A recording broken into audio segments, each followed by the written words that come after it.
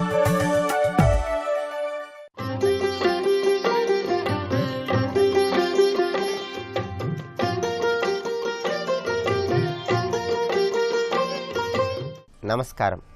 ప్రేక్షకులందరికీ శుభోదయం.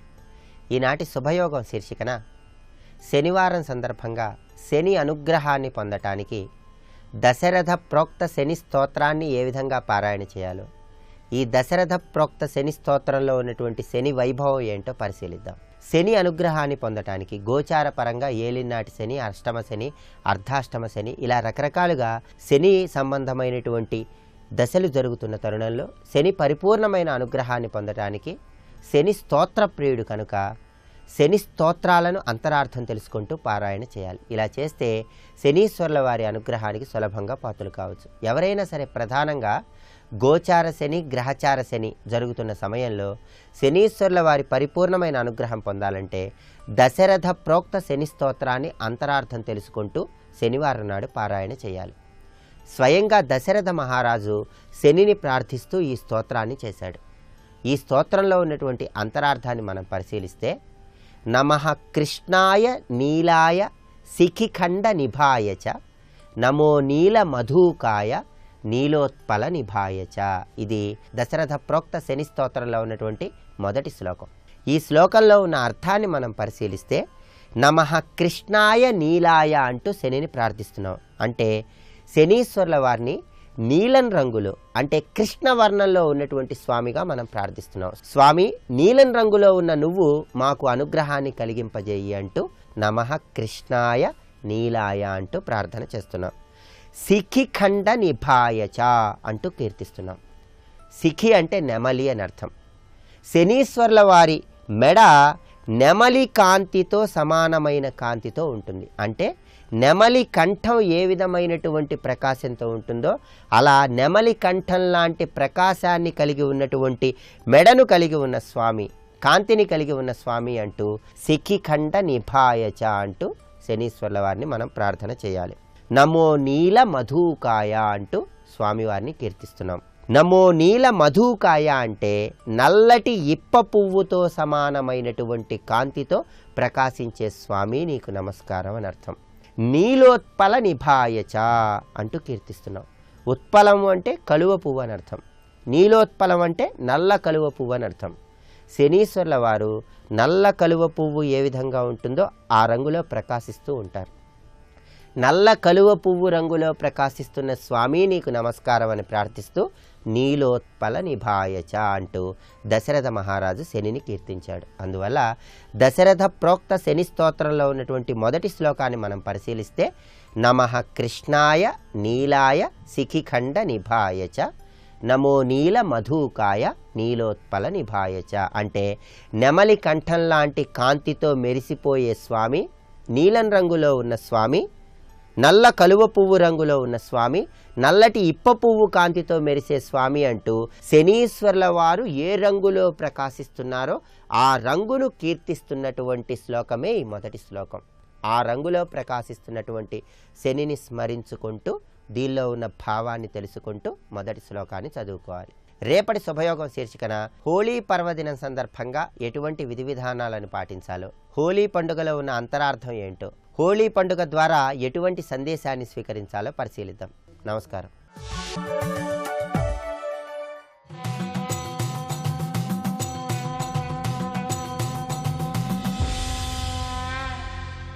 శతక సాహితీ సరస్వతికి నమస్కారం. పండుగ వచ్చెనేడను నెపంబున బూరెలు గారెల ఆవడల్ దండిగ వండి మెక్కెదరు దండుగగా కది పండువౌనే బ్రహ్మాండ నిధాన నీ పదములర్చన సల్పిన నాడే కాదకో పండువా అట్టి పండుగలే పల్మరుగుర్పుము శ్రీ జనార్దన. ఓ జనార్దన స్వామి, పండుగ వచ్చెనేడనుచు ఇవాళ పండగ వచ్చింది అనేటువంటి నెపంబున బూరెలు గారెలావడల్ దండిగ వండి మెక్కెదరు. ఈవిడ స్త్రీమూర్తి గనుక వంటని ఉపమానంగా చేసుకుని ఎప్పుడూ ఏవో ఒక పండుగ వస్తూనే ఉంటుంది ఈ భారతీయ సంప్రదాయంలో. 365 రోజులు కూడా పండుగలే. జీవితం అంటే ప్రతి క్షణము కూడా వైభవంగా, ఆనందంగా, భక్తిప్రదంగా సాగాలిరా అని మన మహర్షులు అలా ఏర్పాటు చేశారు. కాలం ఎప్పుడూ ఆనందప్రదమైనదే. కనుక కాలంలో ఉండే అనేక కోణాలతో తానున్నటువంటి ప్రదేశము, అక్కడ ఏర్పడిన వాతావరణాన్ని బట్టి, పైన ఉండే నక్షత్ర సముదాయము, గ్రహగతులను బట్టి ఏ విధంగా ఆ కాలం గొప్పదో, మహోన్నతమైనదో, అలా ఆ రోజు ఎందుకని పర్వదినమో చాలా సుస్పష్టంగా, వివరంగా రచించారు మన మహర్షులు. అలా ఆ పండుగ వచ్చింది, ఈ పండుగ వచ్చింది అనే నెపంతో పండుగ వచ్చెనేడను నెపంబున బూరెలు గారెల ఆవడల్ దండిగ బండి మెక్కెదరు.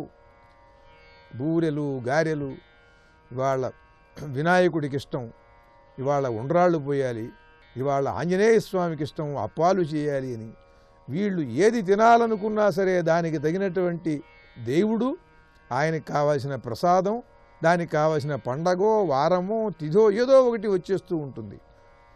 అలా ఇవి చెయ్యటము, తినటము కాదు, అలా ఈ పిండి వంటలు చేసుకుని తినటం కోసమే పండుగ వచ్చేటట్టయితే అది పండుగ, అది దండుగ.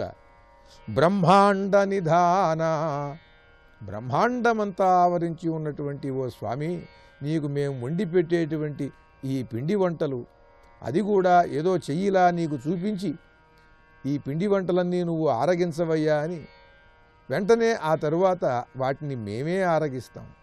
కనుక బ్రహ్మాండ నిధానుడవు, ఓ బ్రహ్మాండాధిపతి, మేము వండే పిండి వంటలు నీకు కావాలటయ్యా, నీకోసమా ఇవన్నీ. కనుక పండుగ వచ్చింది అని పిండి వంటలు చేసి మెక్కటం కాదు, బ్రహ్మాండ నిధాన నీ పదములర్చన సల్పిన నాడే కాదకో పండువా.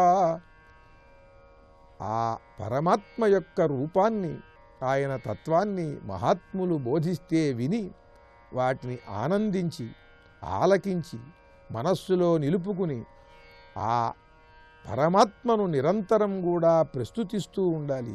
ఎప్పుడు, ఏ రోజున, ఏ ఘడియ ఆ పరమాత్మ పైన మనస్సు నిలబడితే ఆ క్షణమే, ఆ ఘడియే, ఆ రోజే అదే పర్వదినం. నీ పదములర్చన సల్పిన నాడే కాదకో పండువా, అట్టి పండుగలే పల్మరుగుర్పుమ శ్రీ జనార్దన. అటువంటి పండుగలు నిరంతరం నాకు నువ్వు కలిగించవయ్యా. అటువంటి పర్వదినాలన్నీ నా జీవితంలో వచ్చేలాగా, ప్రతిరోజు అటువంటి పర్వదినంగా సాగేలా అనుగ్రహించు అంటూ, కేవలం పండుగల పేరుతో పిండి వంటలు చేసుకుని తినటం కాదు, ఆ పరమాత్మని హృదయంలో నిలుపుకోవాలి, మన హృదయాన్ని పరమాత్మకి సమర్పించాలి అని చక్కని నీతివాక్యములతో భక్తిని బోధిస్తూ అద్భుతమైన పద్యరచన చేసి గొప్ప శతకాన్ని మనకు అందించిన విదుషీమణి శ్రీమతి దొంతి రాజరత్నమ్మ గారి జనార్దన శతకంలోని మరి ఒక పద్యం గురించి రేపు ఉదయం తెలుసుకుందాం. ఓం నమో నారాయణాయ.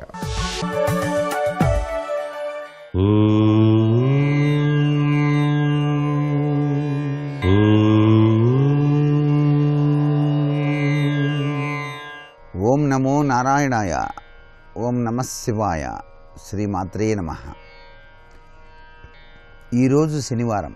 శనిగ్రహ దోష నివృత్తి కోసం వెంకటేశ్వర స్వామి వారిని వివిధ పద్ధతుల్లో ఆరాధన చేయటం వల్ల కూడా శనిగ్రహ దోష నివృత్తి కలుగుతుంది అంటోంది శాస్త్రం. ఏడుకొండలవాడ వెంకటరమణ గోవింద గోవింద అంటూ ఆవు నెయ్యితో కూడినటువంటి దీపాన్ని స్వామివారి ఎదుట అలా వెలిగించి, ఆ స్వామికి ప్రీతివంతమైనటువంటి తులసి మాలను అలంకరణ చేసి, ఏడుకొండలవాడ అని చెప్పేసి మనస్ఫూర్తిగా ధ్యానం చేస్తేనే చాలు. ఆ ఏడుకొండలవాడు శాసించేటువంటి మిగతా దేవతలందరూ కూడాను ఆయన యొక్క అనుజ్ఞకు కట్టుబడి ఉంటారు. కాబట్టి గ్రహాలన్నీ కూడాను ఆయన చెప్పినట్టుగానే విని తీరాలి. ఆ గ్రహాల్లో శని కూడా ఒకరు. అందుచేత ఏ భక్తుడైతే వెంకటేశ్వర స్వామిని గోవిందనామాలతో స్మరించి స్వామికి ప్రీతివంతమైనటువంటి తులసి మాలను వివిధ రకాలైన పుష్పాలను సమర్పించి దేవదేవ మహాదేవ అనుగ్రహించు అంటూ ఆ స్వామిని తిరుమల వెంకటేశ్వర శరణు శరణు, మదిలోన నీ నామమిప్పుడు మరువలేనువు శేషశయనా అంటేనే చాలు. తప్పనిసరిగా వివిధ గ్రహచార గతుల రీత్యా సంభవించేటువంటి ఉపద్రవాలన్నింటినీ కూడాను తొలగించి ఆ ఆపద మొక్కులవాడు నిత్యం కూడాను రక్షణగా మీ జీవితాలలో వెలుగును ప్రసరింపచేస్తాడు సుమా అంటోంది శాస్త్రం. అందుచేతనే కలియుగ వాసుడైనటువంటి శ్రీనివాసుని యొక్క కరుణా కటాక్ష వీక్షణాల కోసం ప్రతి ఒక్కరూ కూడాను శనివారం నాడు ఉపవాస ప్రక్రియను ప్రారంభించవచ్చు.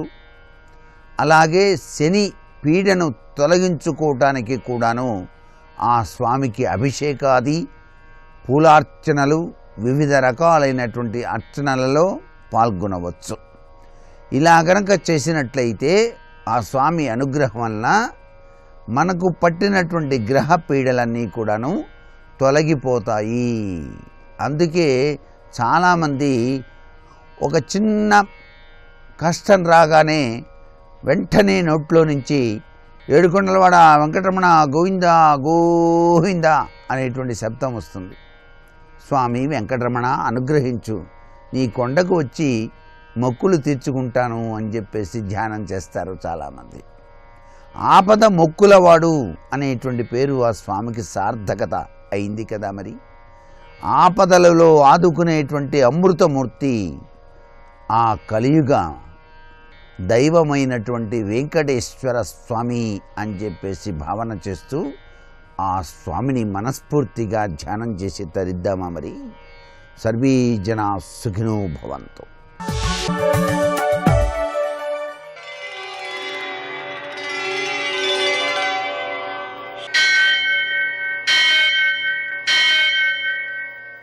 సహస్రశీరుషం దేవం విశ్వాక్షం విశ్వశంభువం విశ్వం నారాయణం దేవమక్షరం పరమం పదం విశ్వతః పరమాం నిత్యం విశ్వం నారాయణగుం హరిం విశ్వమేవేదం పురుషస్తద్విశ్వముపజీవతి పతిం విశ్వస్యాత్మేశ్వరగుం శాశ్వతగుం శివమచ్యుతం నారాయణం మహాజ్ఞేయం విశ్వాత్మానం పరాయణం.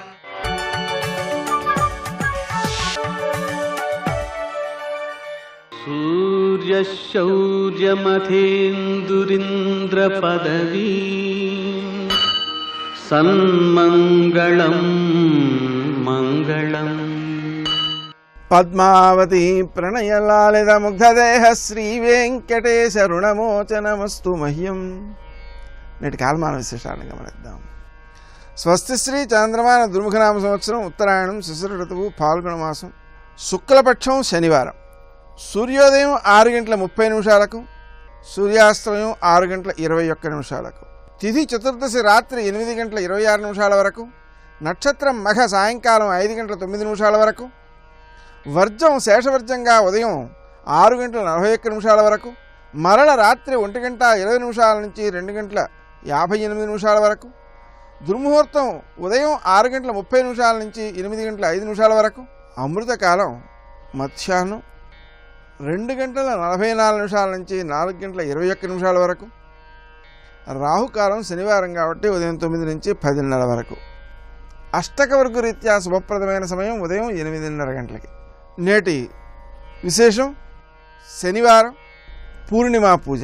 అంటే రాత్రి వేళ పూర్ణచంద్రుడు కనిపించే సమయంలో, ఎందుకంటే ఈ రోజున రాత్రి 8:26 వరకే చతుర్దశి ఉంది కాబట్టి, తర్వాత పూర్ణిమ కాబట్టి ఆ పూర్ణిమ ఉన్న సమయంలో చంద్రుడిని ఆరాధించుకోవడం ద్వారా, అలాగే చంద్రునిలో లలితాదేవిని భావన చేస్తూ లలితా సహస్రనామ స్తోత్రాన్ని పారాయణ చేసుకోవడం ద్వారా విశిష్టమైన ఫలితాలు సిద్ధిస్తాయి. తాపాలు శారీరకంగా కానీ మానసికంగా కానీ ఉన్నట్లయితే వాటిని నివారించుకోవడం కోసం చంద్రబింబంలో ఆ లలితాదేవిని ధ్యానం చేస్తూ లలితా సహస్రనామ స్తోత్రం పారాయణ చేసుకోవాలి.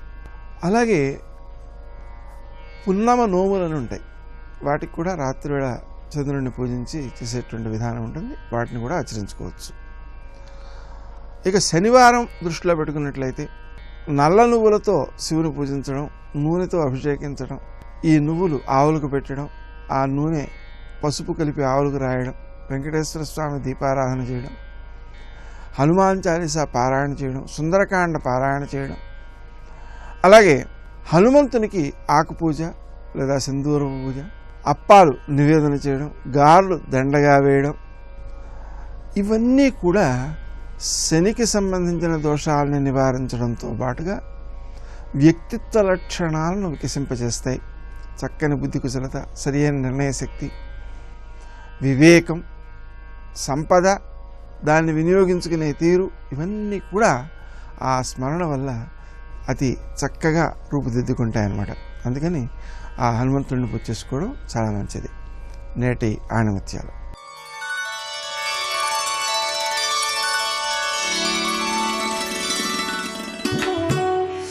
మనకున్న సమస్యల గురించి ఫిర్యాదులు చేయడం మాని మనకు లేని సమస్యల్ని తలుచుకుని దేవుడికి కృతజ్ఞతలు చెప్పాలి. ఆనందానికి మొదటి మెట్టు ఇదే.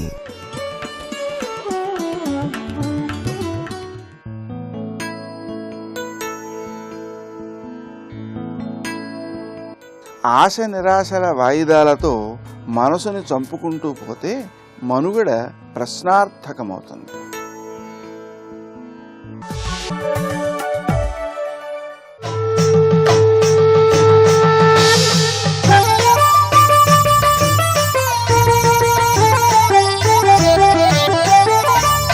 కొంతకాలం మనశ్శాంతిగా ఉంటుంది, తపస్సు చేసి మళ్ళీ సత్సంతానాన్ని పొందుతాను అని ఆ రాజు ఆ రాజ్యాన్ని విడిచిపెట్టి వెళ్ళి తపస్సుకు వెళ్ళిపోయాడు. ఈ సమయంలో జరిగిన అంశం ఏమిటి? రాజు ఎప్పుడైతే వెళ్ళాడో అరాచకం ఏర్పడింది. ఇక్కడ అరాచకం అనే మాట మనం మాట్లాడుతుంటాం, అంటే శాసించే పాలకుడు లేకపోవడమే అరాచకుడు. ఎప్పుడైతే ఈయన కూడా తపస్సుకు వెళ్ళిపోయాడో పరిస్థితి ఏమిటి? ఒక విధంగా కొడుకు మంచివాడేనండి, ఎందుకంటే తండ్రి మాట మీరు వెళ్ళిపోయాడు. అది అలాగే ఎక్కడ తిరుగుతున్నాడో అడవుల్లో, పైగా వాడికి వేట మొదలైన వచ్చు కనుక వేటాడుతూ బతికిస్తున్నాడు. ఇది పరిస్థితి ఇక్కడ. ఆ సమయంలో ఆ రాజ్యంలో అరాచకత్వ బాధ లేకుండా కాపాడినటువంటి వాడు వశిష్ఠ మహర్షి. ఇది తీసుకోండి ఇక్కడ. ఎందుకంటే వశిష్ఠ మహర్షి తపశ్శక్తి సంపన్నుడు, అంటే అధికారం అవకతవకలైతే జ్ఞానం దాన్ని సవరించగలదు. ఇది తెలుసుకోవాలి ఇక్కడ. ఎంత బాగా ఆలోచించవలసిన అవసరం చూడండి ఇక్కడ. ఆయన సవరించాడు, ఎందుకంటే సమాజంలో ధర్మం దెబ్బతిన కూడా, అంటే వ్యవస్థ ఎంత గొప్పగా ఉందో చూడండి ఇక్కడ. ఒక పాలకుడు వెళ్ళిపోయినా మిగిలిన రంగంలోని సరిగ్గా పనిచేసేయి అంటే దానికి తగ్గ వ్యవస్థ అంత ఏర్పడిందనమాట. ఒకడి మీద అంత ఆధారపడకుండా అతడు తొలగినా నిలబడగలిగే వ్యవస్థ అప్పుడు ఏర్పాటు చేశారు చూడండి ఇక్కడ. ఎందుకంటే ఇన్నాళ్ళు కూడా మంచివాడు పాలిస్తున్నాడు, వీడే వెళ్ళిపోతే గతి ఏమిటని భయపడి పరిస్థితి కాకుండా ఎంత అత్యద్భుతమైన వ్యవస్థ అక్కడ ఉందో ఆలోచించండి ఇక్కడ. ఇలా ఉంటూ ఉంటే విశేషం, విశ్వామిత్రుడు ఆ సమయంలో తపస్సులో ఉన్నాడు. వశిష్ఠునితో స్పర్ధ వహించి ఆయన తపస్సు చేస్తున్నాడు. ఆ తపస్సు సాగుతోంది. బ్రహ్మర్షిత్వం దగ్గరికి వెళుతున్నాడు మహానుభావుడు. తపస్సులు ఒక్కొక్కసారి ధ్యాన సమాధులు వెళితే ప్రపంచం పట్టదండి, అదొక పద్ధతి. విశ్వామిత్రుని భార్య పిల్లలు ఒక చోటు ఉన్నారు, వాళ్ళకి కావలసిన ఏర్పాటు చేశాడు. ఆయన ఏర్పాటు చేసి తపస్సుకి వెళ్ళాడు. కానీ పాపం అన్నీ ఏర్పాటు చేశాడు, వాడు అంచనా మేరకు అన్నీ ఏర్పాటు చేసి అనుమతి తీసుకుని వెళ్ళాడు ఆయన. తపస్సు సాగుతుంది. ఆ సమయంలో భయంకరమైన కరువు వచ్చింది. ఆ కరువు వచ్చినప్పుడు ఆ కరువు కాటకాల్లో వీళ్లకు ఉన్న సంపద సరిపోలేదు. ఆ తల్లి పిల్లల్ని పోషించుకుంటూ ఉంది, సరిపోలేదు. ఆ సమయంలో ఏం చేయాలా అని ఆలోచిస్తూ ఉంటే వాళ్ళకున్నటువంటి సంతానంలో అందరూ ఆకలితో బాధపడుతున్నారు.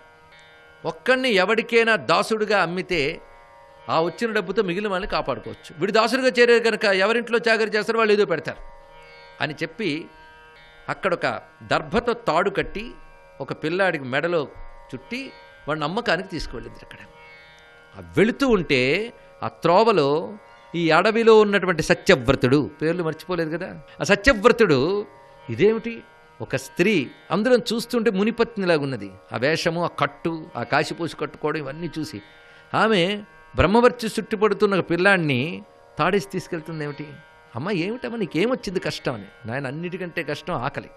పోనీ తల్లి నేనేదో బాధపడతాను కానీ పిల్లలు ఆకలి పడుతుంటే ఏ తల్లి తట్టుకోగలదు చెప్పు. మరి మీ ఆయన ఎవరు? విశ్వామిత్ర మహర్షి.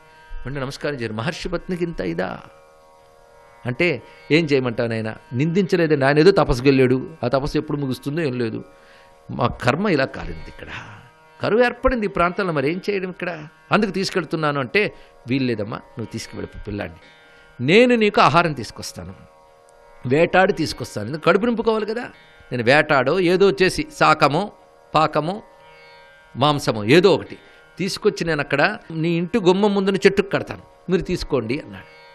ఈ విధంగా ఏర్పాటు చేశాడు. దానితో వాళ్ళకి సమస్య తీరిపోయింది. ఆ విశ్వామిత్రుడి భార్య పిల్లలు క్షేమంగా ఉన్నారు, రోజు ఆహారం దొరుకుతుంది, ఇతరు వాళ్ళకి కావలసిన ఆహారం ఏర్పాటు చేస్తున్నాడు. ఇది జరుగుతుంది.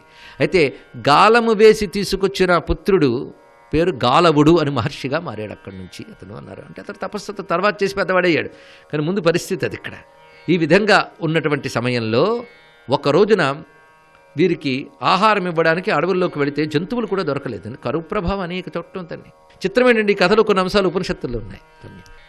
సరే, మొత్తానికి నడుస్తోంది కొంతకాలం హాయిగానే. ఒక రోజున ఈయనకి వాళ్ళకి ఇద్దామంటే ఆహారం ఎక్కడ దొరకలేదు. వస్తూ వస్తూ ఉండగా వశిష్ఠముని ఆశ్రమం వద్ద ఒక ఆవు కనబడింది. ఇంకేం చేస్తాడు, వశిష్ఠ మహర్షి మీద కోపం ఉంది ఆయనకి. ఎందుకంటే వాళ్ళ నాన్న ధర్మం పట్ల ఏం చేయాలని అడిగట్టు ముందు ఈయన్ని. కొడుకు మీద కంప్లైంట్ వచ్చినప్పుడు వశిష్ఠుడిని అడిగితే రాజ్యబహిష్కరణ చేయని చెప్పాడు. ఆయనకి నిర్మోహమాటం, అది కడుపులో పెట్టుకున్నాడు, మహా కోపంగా ఉంది. దానితో ఏం చేశాడంటే అతడు ఆ గోవుని చంపి ఆ మాంసాన్ని తెచ్చి పొట్లం కట్టి పెట్టాడు చెట్టు మీద. ఆకలితో ఉన్నటువంటి వాళ్ళకి అదే మాంసమో తెలియలేదు, తినేశారు వాళ్ళు. పాపం తెలియక చేశారు కనుక వాళ్ళకి అంటలేదు, వీడు తెలిసి కట్టాడు. అయితే వీడి పని చేశాడని వెంటనే తెలిసింది మహానుభావుడైనటువంటి మన వశిష్ఠ మహర్షికి. వెంటనే శపించాడు. శపించి తిరుగుతున్నాడు. వశిష్ఠస్తు హతాం దుగ్ధ్రీం జ్ఞాత్వా క్రుద్ధస్తమబ్రవీత్ దురాత్మన్ కిం కృతం పాపం దేను ఖాతాత్ పిశాచవత్. మానవుడైన వాడు ఆవుని చంపడు, మాట చెప్పాడు. మరెవరు చంపుతారు? పిశాచవత్. పిశాచం చేసింది పని, నువ్వు పిశాచానివైపో. ఎందుకంటే నువ్వు చేసిన పాపాలు 3 శంకుల్లా కొడుతున్నాయి. అవేంటంటే ఏతవే ఏవంతే శంకవ క్రూరాః పతంతు త్వరితాస్త్రయ. అదేంటంటే గోవధ, ఆహారకరణ, దాని తర్వాత పృథుక్రోధాత్, అపహరణ. 3 దోషాలు నీ దగ్గర కనబడుతున్నాయి. అదేంటంటే స్త్రీహరణం, వివాహం జరుగుతున్న కన్యని లాక్కెళ్ళిపోయావు. ఒక సమర్థించుకున్నాడు, 7 అడుగులు ఇంకా అప్పటికి వేయలేదు, లాక్కెళ్ళానని. ఓరు దుర్మార్గుడా, సమర్థించుకోవడం కూడా నువ్వు. ఆ వశిష్ఠునికి ఎంత గౌరవం ఇచ్చాడో అరుణుడు చూడండి. ఇక్ష్వాకు వంశానికి దైవం వంటివాడు వశిష్ఠ మహర్షి, ఆది మహర్షి. అందుకే ఆయన పాదాలకు దండం పెట్టాడు. ఆయన వీళ్ళని ఆశ్రయించుకున్నాను కనుక ఏదో మంచి చెప్దామనుకున్న పురోహితుడు కాదు. ఏది పురాణ గీతమో అది చెప్తాడు, ఏది రాజగీతమో అది కాదు. ఇక్కడ తెలుసుకోండి, ఇక్కడ ఎంత చక్కగా చెప్పాడు. నీకు 3 పాపాలు ఉన్నాయి: స్త్రీహరణం, 2వది గోవధ, 3వది తండ్రి కోపం. తండ్రి చేత కోపానికి లోనియ్యో, వారి క్రోధంతో శపించాడు పో అని. కానీ 3 పాపాలు నీలో కనబడుతున్నాయి కనుక ఈ 3 పాపాలు శంకువుల్లో ఉన్నాయిక. సత్యవ్రత అనే పేరుకు నువ్వు తగ్గవు. మీ నాన్న ఏదో పెట్టేశాడు పేరు, సత్యవ్రతుడని. ఇక్కడ ఈ మాట గుర్తుపెట్టుకుని తర్వాత కథకి అంత లింకో చూడండి. పేరుకి నిన్ను ఎంతో ఆశపడ్డాడు, నువ్వు సత్యవ్రతుడు అవుతావని. అంటే తండ్రి ఆశ కొడుకు దగ్గర తీరలేదు. చిత్రం ఏంటంటే ఈ కొడుకు బాగుపడతాడేమో అని తండ్రికి తపన ఉంటుంది, వాడు పాడైపోతాడు. కానీ ఆ తపన వదలదండి, తర్వాత తరాల్లో తీరచ్చు. ఇది తెలుసుకోండి, ఇది గొప్ప రహస్యం. కనుక నా కొడుకు సత్యవ్రతుడు కావాలి అని అరుణుడు అనుకున్నా ఈ కొడుకు దగ్గర తీరలేదు.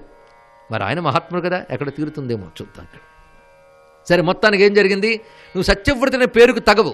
3 శంకువులు నీ దగ్గరున్నాయి, కానీ ఇక్కడి నుంచి నీ పేరు త్రిశంకు అని పెట్టాడు. ఇక్కడ వీడి పేరు త్రిశంకువు. త్రిశంకువు చరిత్రది. మొత్తాన్ని వీడు గతేమైంది? వశిష్ఠ శాపం చేత పిశాచవత్ అన్నాడు. పిశాచంలా అయిపోతావు నువ్వు, నీ బతుకే పిశాచం అయిపోయాడు. ఉన్న శరీరం మొత్తం మారిపోయింది, నల్లగా మారిపోయాడు, వికృతమైన రూపం. పైగా ఒక దుర్మార్గుడా, ఒక జంతువును హింస చేసేవంటే తర్వాత నువ్వు ఆ జంతువు చేతి హింసింపబడతావు, ఆ మాత్రం తెలియదు? నువ్వు చేసింది అందరూ గోహత్య. ఎంత మాంసాహారి అయినా గోవుని చంపకూడదే, ఆ మాత్రం తెలియదా? పైగా గురువు మీద కోపంతో పనిచేశాడు. అది ఇక్కడ నేను నీ హితం కోసం వెళ్ళమని, పాపక్షయం, రాజ్య బహిష్కరణ చేయడం నీ పాపక్షయం కోసం చేస్తే అది కక్ష కట్టుకున్నావు. హితం కోరే గురువుకి ఎవ్వరి మీద కోపం ఉండదయ్యా. క్షేమం కోసం నేను చెప్తే అది నువ్వు నా మీద ప్రతీకార వాంఛగా అనుకున్నావు, ఇంత పని చేసావు. కనుక నువ్వు ఇక పిశాచల్లా తిరుగుతావు.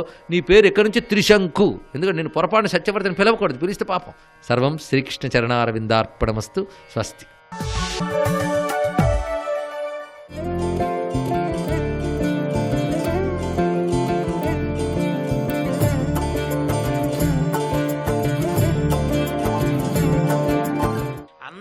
అనాథలా బతకడానికి కారణమైన వాణ్ణి నేను బతకూడదని ఏడిచి స్పృహ తప్పిపోతే కౌసల్య, సుమిత్ర, కైకమ్మ వచ్చి బెంగ పెట్టుకుని కౌసల్య ఒక మాట అంది కూడా, నాయనా మిగిలిన వాడివి నువ్వు ఒక్కడివి, నిన్ను చూసుకుని బ్రతుకుతున్నావు, ఇంత శోకించడం తగదు అని ఎంత ఓదార్చిద్దో. మీరు చదవండి రామాయణం, అబ్బా ఏమన్నదమ్ములనిపిస్తుంది. తీరా అదిగో ఆ పర్వత శిఖరం మీదే ఉన్నాడు రాముడు అన్నారు. ఆ పరుగు పరుగు పెడుతూ యావన్న రామం ద్రక్ష్యామి లక్ష్మణం వా మహాబలం వైదేహీం వా మహాభాగాం నమే శాంతిర్భవిష్యతి యావన్న చరణౌ భ్రాతు పార్థివ్యం జనాన్వితౌ శిరసాధారయిష్యామి నమే శాంతిర్భవిష్యతి అంటాడు. ఎప్పుడెప్పుడు నేను పరిగెత్తుకెళ్ళి మా అన్నగారి పాదాల మీద పడిపోతానో, ఎప్పుడు మా అన్నయ్య పాదాలు నా తలకి తగులుతాయో, ఎప్పుడు మా వదినమ్మ పాదాల మీద పడిపోతానో, మా వదినమ్మ పాదాలు నా తలకి తగులుతాయో అప్పుడే నాకు శాంతి. యావన్న చరణౌ భ్రాతు పార్థివ్యం జనాన్వితౌ శిరసాధారయిష్యామి నమే శాంతిర్భవిష్యతి. ఏనాడు మా అన్నకి పట్టాభిషేకం జరుగుతుందో, ఏనాడు మా అన్న ఠీవిగా సింహాసనం మీద కూర్చుని ఒక పాదాన్ని పాదపీఠం మీద పెడతాడో, ఏనాడు నేను వెళ్ళి మా అన్నయ్య పాదాల దగ్గర భృత్యుడిలా కూర్చుని ఆ పాదం ఎత్తి నా నెత్తి మీద పెట్టుకుంటానో ఆనాడు నాకు శాంతి. అప్పటి వరకు నాకు శాంతి లేదు. నేను ఇక్కడ అంతఃపురంలోనా, నా అన్నగారు అరణ్యంలోనా, నా వదినమ్మ అరణ్యంలోనా, ఎందుకొచ్చిన దిక్కుమాలిన తమ్ముడు రికమని అసలు అలా ఏడుస్తూనే ఉన్నాడు. అంత దూరంలో కనపడ్డాడు రామచంద్రమూర్తి. పరుగు పరుగున వెళ్ళి అన్నయ్య మీద పడిపోబోయాడు. అసలు ఏమి ప్రేమో ఆ ఘట్టాలు చదువుతూ ఉంటే ఒళ్ళు పులకించిపోతుంది. గట్టిగా కౌగిలించేసుకుని భరతుణ్ణి ఎంత పొంగిపోయాడో తొడ మీద కూర్చోబెట్టుకున్నాడు. రా భరత అని. ఆ లక్ష్మణుణ్ణి భరతుణ్ణి చూసుకుని రామచంద్రమూర్తి మురిసిపోతే, శాంతతా మామికా మాతా దత్తం రాజ్యమిదమ్మిమ తద్దదామి తవైవాహం భుంచ రాజ్యమకంటకం.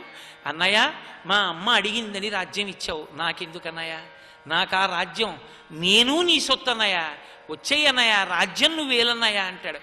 లోకంలో రాజ్యం నాకొద్దని అన్నదమ్ములు దెబ్బలాడుకున్న ఏకైక సంఘటన శ్రీరామాయణమే. అన్నయ్య, ధర్మం పెద్ద కొడుకు రాజ్యం ఏలాలి, నువ్వు వచ్చి రాజ్యం ఏలన్నయ్య అంటాడు భరతుడు.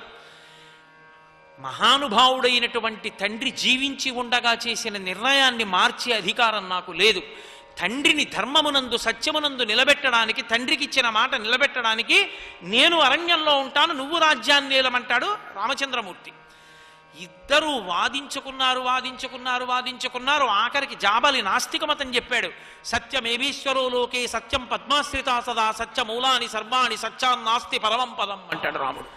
సత్యమే సమస్త ధర్మములకు మూలము, సత్యమే లక్ష్మికి ఆశ్రయము. ఆ సత్యము తప్పి నేను బతకను, ఆ సత్యమే నాకు కావాలి. కులీనం వా, నేను శాస్త్రాన్ని నమ్మి బతుకుతున్నానా లేదా ఇదే చూస్తారు రేపు పొద్దున్న ఎవరు చూసినా. కాబట్టి చారిత్రమేవ వ్యాఖ్యాతి, చారిత్రమే చెప్తుంది ఏది చెప్పినా, నేను ఎలా నడిచాను ఎలా బతికానన్నదానికి. అందుకే నాకు శాస్త్రం ప్రమాణం. తండ్రి బ్రతికుండగా ఏ మాట చెప్పాడో ఆ మాటే పాటిస్తాను. ఇవాళ తండ్రి చనిపోయాడు కదా అని కైకమ్మ వచ్చి పిలిచినా, నువ్వొచ్చి పిలిచినా నేను రాను. నాయనా, అమ్మని నిందించకూడదు, మహాదోషం. కైకమ్మని నిందించకు. ఒక పరిస్థితిలో ఆవిడ అలా మాట్లాడింది, ఎవరి బిడ్డ మీద ఎవరికి ప్రేమ ఉండదు, సరిగ్గా అర్థం చేసుకో, అమ్మని కళ్ళల్లో పెట్టుకు చూసుకో అంటే వెళ్ళలేక ఆగ్రహం వచ్చి చుట్టూ ఉన్న వాళ్ళు మాట్లాడటం లేదని, అన్నయ్య ప్రాయోపవేశం చేస్తాను తప్ప నేను వెళ్ళనని సుమంత్రుణ్ణి పిలిచి కుశలు పట్రా దర్భలు పట్రా పేర్చన్నాడు. అంటే సుమంత్రుడు రాముడి వంక చూశాడు. ఎవరైనా రాముడి వంకే చూస్తారు. రాముడిలా అన్నాడు. సుమంత్రుడు తేలేదు. భరతుడే వెళ్ళి దర్భలు తెచ్చుకుని రామచంద్రమూర్తి పాదాల ఎదురుగుండా పడేసి అడ్డంగా పడుకున్నాడు. దాటి వెళ్ళకూడదు కదూ, ఎందుకు ఇలా హఠం చేస్తున్నావు, ఎందుకు ఇలా చేస్తున్నావు, ఏమిటి పద్ధతి అని అడిగాడు. నువ్వు అయోధ్య పట్టణానికి తిరిగి వచ్చి పట్టాభిషేకం చేసుకుంటానన్న మాట మాట్లాడే వరకు నేను లేవని ఇలాగే పడుకుంటానన్నాడు. ఈ తప్పు పని చేసినందుకు ఒక ధర్మాత్ముడిని ముట్టుకొని ఈ తప్పు పోతుందన్నాడు. అది రాముడంటే. చుట్టూ ఉన్న వాళ్ళు అన్నారు రాముణ్ణే ముట్టుకో అన్నారు. ఆచమనం చేసి రాముణ్ణి ముట్టుకున్నాడు. ముట్టుకున్న తర్వాత అబ్బో ఏమి ఏడ్చాడండి నాకు రాజ్యం వద్దని. అన్నయ్య నేను పాలించనన్నయ్య, నాకు రాజ్యం ఏమిటన్నయ్య, నాకు తెలియదన్నయ్య, నేను ఎప్పుడు అనలేదన్నయ్య. అమ్మతో నేను ఎన్నడూ నా మనసులో రాజ్యం ఏలాలన్న అభిప్రాయం ఉన్న ఒక్క మాట నేను అనలేదన్నయ్య, నాకు తెలియదన్నయ్య, కైకమ్మ ఎందుకు అడిగిందో తెలియదు అన్నయ్య, నన్ను క్షమించన్నయ్య, వచ్చేయన్నయ్య, రాజ్యమేలన్నయ్య. కాళ్ళ వేళ్ళ పడి ఏడిచాడు. చిట్ట చివరికి అన్నాడు, పోనొక పని చేస్తాను, నేను కూడా అరణ్యంలో ఉండిపోతాను, లక్ష్మణస్వామిలా నీ వెనకే ఉంటాను, నమస్కారం పెడుతూ నీకు సేవ చేసుకుంటాను, నాకు వద్దన్నయ్యా రాజ్యం అన్నాడు. రాముడు అన్నాడు, తండ్రి ఏ మాట చెప్పాడో ఆ మాటే, నేను అరణ్యంలో ఉంటాను, నువ్వు అంతఃపురంలో ఉండు, నువ్వు రాజ్యమే. ఆఖరికి వశిష్ఠుడు త్రికాలవేది అన్నీ తెలుసున్నవాడు కనుక బంగారు పాదుకలు తెచ్చాడు. ఆ బంగారు పాదుకలు అక్కడ పెట్టి భరతుడు అన్నాడు, అధిరోహార్య పాదాభ్యాం పాదుకే హేమలంకృతే ఏతే హి సర్వలోకస్య యోగక్షేమం విధాస్యతః. ప్రపంచ చరిత్రలో ఎక్కడా ఏ తమ్ముడు ఏ అన్న దగ్గర అనని మాట అన్నాడు భరతుడు. అన్నయ్య నువ్వు కూర్చోవాలా సింహాసనం మీద, నీ చెప్పులు పరిపాలిస్తాయన్నయ్యా, ఈ పాదుకలు నీ పాదాల దగ్గర పెడుతున్నాను, ఒక్కసారి నీ శ్రీపాదములు పెట్టి తీసేయి అన్నయ్య, ఆ పాదుకలు సింహాసనం మీద పెడతాను, అయోధ్య వెళ్ళను, నీ పట్టాభిషేకం జరిగితే నీకే జరగాలి, నువ్వే పట్టాభిషేకం చేసుకోవాలి, నేను భృత్యుడనై సేవించాలి అన్నయ్య. ఊరు బయట నందిగ్రామంలో ఉంటాను, నువ్వెలా ఉన్నావో అలాగే జటలు కట్టుకుంటాను, నువ్వెలా తింటున్నావో అలా పళ్ళు తింటాను, కంద తింటాను, మూలములు తింటాను, నీలాగే భూశయనం చేస్తాను, 14 సంవత్సరములు ఎదురు చూస్తాను. నాన్నగారికి ఇచ్చిన మాట పూర్తయి 14 సంవత్సరములు పూర్తయిపోయినటువంటి మరుసటి తిథి నాడు నువ్వు కనపడ్డావా, బ్రతుకుతాను. 14 ఏళ్ళయ్యాక నువ్వు కనపడలేదా, సరయూ నది ప్రవేశం చేసి శరీరం వదిలేస్తాను. సింహాసనం మాత్రం నేను పాలించనన్నయ్యా, ఎప్పటికీ నువ్వే పరిపాలకుడవు. అదిగో పాదుకల మీద ఒక్కసారి కాళ్ళు పెట్టు, అధిరోహార్య పాదాభ్యాం పాదుకే హేమలంకృతే ఏతే హి సర్వలోకస్య యోగక్షేమం విధాస్యతః. ఆ పాదుకలు సింహాసనం మీద పెట్టుకుని పరిపాలన చేస్తానన్నయ్యా, పక్కన కూర్చుని రాజప్రతినిధిగా ఉంటాను, రాజుగా ఉంటాను. 14 ఏళ్ల తర్వాత వచ్చి రాజ్యం చేస్తానన్నాడు రాముడు. మహానుభావుడు కనీసం ఆ పాదుకల్ని తీసి ఏ గుర్రబండిలోనో రథంలోనో పెట్టి తను కూర్చోలేదు. మా అన్నయ్య తొడుక్కున్న పాదుకలు, ఎంత భక్తి తత్పరులు నిజంగా ఆ భరతాదులు. ఆ పాదుకలు తీసుకెళ్ళి శత్రుంజయమన్న ఏనుగు మీద పెట్టాడు. ఆ శత్రుంజయమన్న ఏనుగు ఒక్క పట్టాభిషేకమైన పరిపాలకుడే ఎక్కుతాడు అయోధ్యలో. అందుకే రాముడు పట్టాభిషేకానికి పుష్పక విమానం దిగినప్పుడు ఏనుగెక్కలేదు. అంతకుముందే పట్టాభిషేకమైనటువంటి సుగ్రీవుడు ఎక్కాడు శత్రుంజయం మీద. ఆ ఏనుగు మీద సుగ్రీవుణ్ణి తీసుకెళ్లారు. రాముడు రథంలోనే వెళ్ళాడు. పట్టాభిషేకం అయిపోయిన తర్వాత శత్రుంజయం మీద కూర్చున్నాడు. కాబట్టి ఆ ఏనుగుని చూస్తే చెప్తాడు రాముడు, ఏనుగు కనపడుతోంది, తెల్ల గొడుగు కనపట్టలేదు. తెల్ల గొడుగు కింద మన తండ్రి గారు కూర్చుంటారు. గొడుగు కనపట్టలేదంటే నా మనసు ఎందుకో దిగులుగా ఉందిరా తమ్ముడా లక్ష్మణ అన్నాడు ఒకసారి దూరం నుంచి సైన్యాన్ని చూసి. అసలు ఆ ప్రేమ, కుటుంబం, అబ్బా ఏమి రామాయణం అండి, మధురాతి మధురమైన కావ్యం. సర్వం శ్రీ ఉమామహేశ్వర పరబ్రహ్మార్పణమస్తు. స్వస్తి.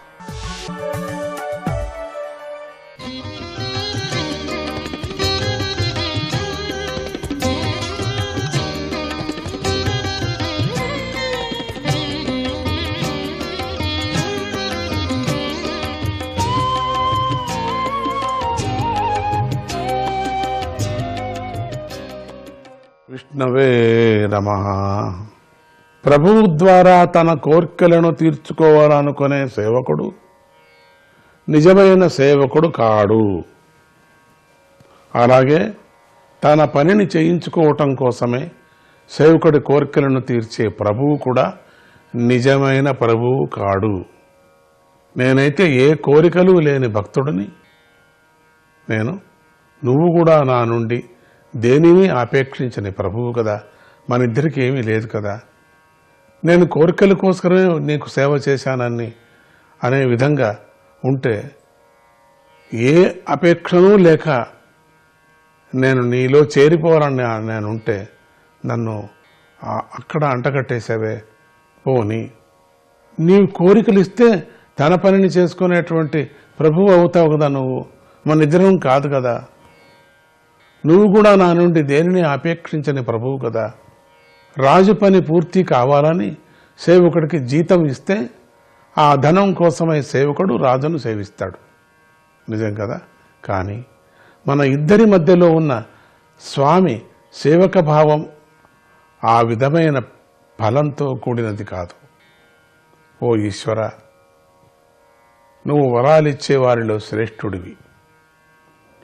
నువ్వు నాకిష్టమైన వరాలు ఇవ్వటానికి ప్రసన్నుడివైతే, నిజంగా ప్రసన్నుడివైతే నా హృదయంలో ఉండేటువంటిది నా హృదయంలో కోర్కెలు మొలకెత్తకుండా చెయ్యి అని నేను నిన్ను కోరుకుంటున్నాను.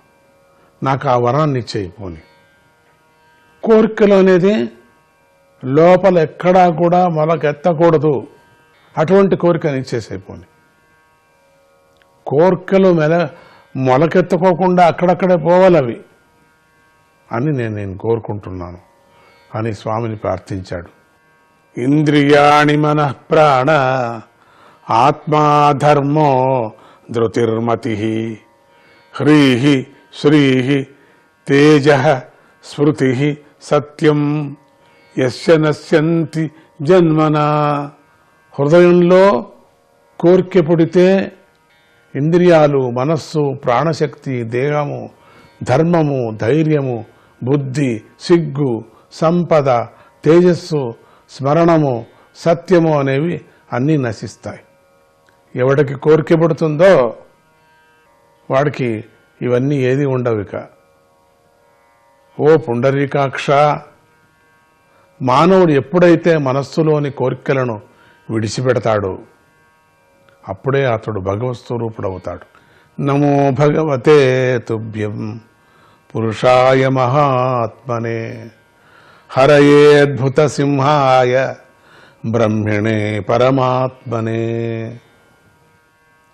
ఓ భగవంతుడా, పూర్ణుడమైనటువంటి నువ్వు సర్వాత్మ స్వరూపుడివి. నువ్వు సకల ప్రాణుల్లోనూ అతి సన్నిహితంగా ఉన్న ఆత్మస్వరూపుడవైన విరాజిల్లే పరబ్రహ్మ స్వరూపుడివి కదా నువ్వు అద్భుతమైన సింహరూపాన్ని ధరించి శ్రీహరివి నువ్వు కదా స్వామి, నీకు నమస్కారము అని పరిపరి విధాలంగా ప్రార్థించాడు. అప్పుడు నృసింహ భగవానుడు ఇలా అన్నాడు, నువ్వు నాయందు ఫలాపేక్ష లేని భక్తి కలిగి ఉన్నావు. నీ వంటి వారు ఏనాడూ కూడా ఇహలోక పరలోకానికి సంబంధించిన కోరికలను నా నుండి కోరుకోరు. అయినా కూడా నువ్వు ఈ మన్వంతరం పూర్తి అయ్యేంత వరకు కూడా రాక్షస ప్రభువులు అనుభవించే భోగాలను నిరంతరంగా అనుభవించు. నీకిష్టమైన నా గాథలను వింటూ ఉండు. నాకంటే భిన్నంగా రెండవది ఏదీ లేదు. నేనే సకల ప్రాణుల్లోనూ ఆత్మరూపుడమైన యజ్ఞేశ్వరుడనైన నాపై నీ మనస్సును స్థిరంగా నిలిపి ఉంచని స్వామి చెప్తున్నాడు. ఈశ్వరార్పణ బుద్ధితో కర్మలను ఆచరిస్తూ నన్ను ఆరాధిస్తూ ప్రారబ్ధ కర్మను క్షయం చేసుకో. భోగాలను అనుభవిస్తూ పుణ్యాన్ని, ధర్మాన్ని ఆచరిస్తూ పాపాన్ని నాశనం చేసుకో. దేవలోకంలో కూడా గానం చేయబడే పరిశుద్ధమైన కీర్తిని సంపాదించుకో. కాల ప్రవాహంలో దేహాన్ని విడిచిపెట్టి నన్ను చేరుకో. యయేతత్కీర్తయేన్మహ్యం త్వయా గీతమిదం నరః త్వాం చ మాం చ స్మరన్ కాలే కర్మబంధాత్ ప్రముచ్యతే. ఏ మానవుడైతే నువ్వు గానం చేసిన నా ఈ స్తోత్రాన్ని కీర్తించి నిన్ను నన్ను కూడా స్మరిస్తాడో అతడు తగిన కాలంలో కర్మబంధం నుండి విముక్తుడవుతాడు అన్నాడు.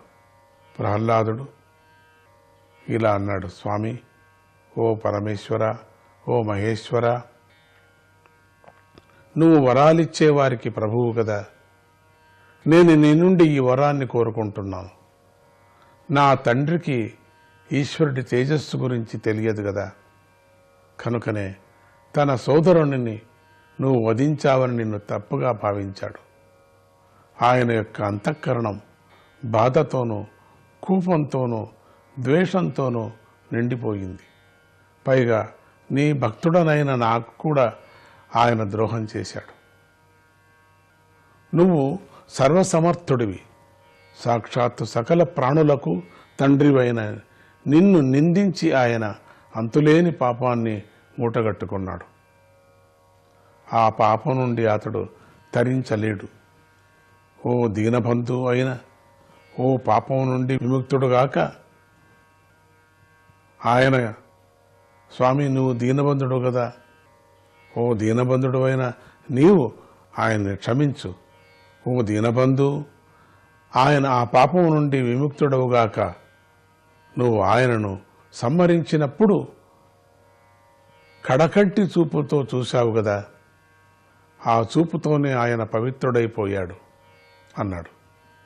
ఆ మాటలు విని భగవంతుడు ఇలా అన్నాడు, ఓ సత్పురుష, పాపము లేనివాడా, నీ తండ్రి 21 తరాల పితృదేవతల్లో సహా పవిత్రుడైపోయాడు. యత్ర యత్ర చ మద్భక్తాః ప్రశాంతా సమదర్శినః సాధవా సముదాచారాః తే పుయంత్యపి కీకటాః. సత్పురుషులైన నా భక్తులు ప్రసన్నమైన మనస్సుతో అంతటా పరమాత్మనే దర్శిస్తూ ఉంటారు. చక్కని ఉత్తమమైన స్వభావం గల నా భక్తులు ఈ దేశంలో అడుగు పెడతారో, ఎక్కడెక్కడ ఏ దేశంలో, ఈ దేశంలో ఏ దేశంలో అయినా అడుగు పెడతారో ఆ స్థానాలు అపవిత్ర దేశాలే అయినా కూడా అవి పవిత్రమవుతాయి. ఓ రాక్షసరాజా, నా యందు గల భక్తితో కోరికలే లేనివారైన నా భక్తులు చిన్నవి పెద్దవి అయిన ఏ ప్రాణులకు ఏ విధమైన హింసను చేయరు. హింసను విడిచిపెట్టడానికి వారు అన్ని ప్రయత్నాలను చేస్తూ వాళ్ళు ఉంటారు. లోకంలో నిన్ను నిష్టగా అనుసరించేవారు నా భక్తులవుతారు. నా భక్తులందరిలోనూ శ్రేష్ఠునమైన నువ్వు నా భక్తులందరికీ దర్శనం అవుతావు, ఆదర్శనం అవుతున్నావు. వాళ్లకు నువ్వే ప్రేరేపణిస్తున్నావు. ఓ వత్స, నా అవయవాలను తాకటంతోనే నీ తండ్రి అన్ని పాపాల నుండి పవిత్రుడయ్యాడు. ఇంకేముంది, మీ నాన్నకేమీ లేదు. ఎప్పుడు నన్ను తాకాడో అంతటితో వాడు పవిత్రుడైపోయాడు. నీ వంటి మంచి పుత్రుడిని కన్నందుకు ఆయన పుణ్యలోకాలను పొందుతాడు. నువ్వు కడగంటి అన్నావే, నా మనసు ఎట్లా ఉంది తెలుసా? ఇటువంటి పుత్రులు ఇంకేమైనా కడుపులో దాచుకున్నావా, రత్నాలు ఏమైనా అని చూశా నేను అనే విధంగా పురంధాసుడు గారు కూడా పాడారు. అట్లనే మహాత్ములంతా పాడారు. అది చంపింది కాదు రాక్షసుణ్ణి, కరుణామయుడైనటువంటి ఆ ప్రహ్లాదుడు వంటి రత్నాలు ఏమన్నా ఉన్నాయా అని ఎత్తికాడట. చూసావా, అట్లా చంపటం కాదట, ఇంకేదైనా దాక్కున్నాయా లోపల అని చూశాడట. అట్లనే నీ తండ్రి నన్ను తాకిన తర్వాతనే మోక్షం వచ్చేసింది. నీ తండ్రి రాజ్యాన్ని నువ్వు పాలించును. నాయందే నీ మనస్సు స్థిరంగా నిలిపి నీవే పరమలక్ష్యంగా కలిగి ఉండు. అంటే స్థిరంగా నిలిపి ఒకవేళ అన్ని సందర్భాల్లో కూడా నువ్వే నీ పరమలక్ష్యం ఏమిటంటే నన్ను పొందటమే, నన్ను నిలపటమే. నేనే పరమలక్ష్యంగా కలిగి ఉండి వేదవేత్తల బోధనలను ఉల్లంఘించకుండా కర్మలను చెయ్యి అన్నాడు. వామనాయ నమః.